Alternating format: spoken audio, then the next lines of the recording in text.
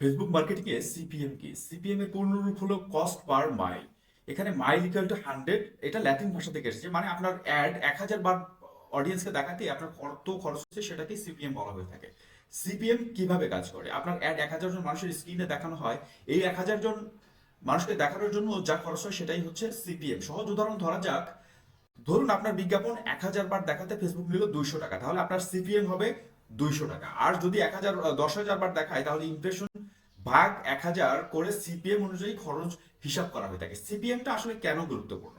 এক, আপনার অ্যাড কত সস্তায় মানুষের কাছে পৌঁছানো যাচ্ছে সেটা দেখায়। সিপিএম কম ইকুয়াল টু আপনার অ্যাড কম খরচে বেশি মানুষ দেখছে। ওকে।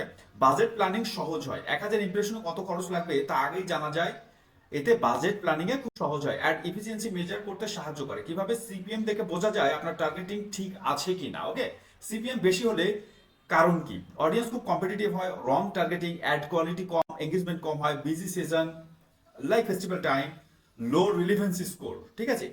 এটা হলে সিপিএম কিন্তু বেশি হয়ে যায়, অর্থাৎ খরচ বেশি হয়ে যায়। সিপিএম বা সিপিসি ভাস সিটিআর কোনটা কেমন?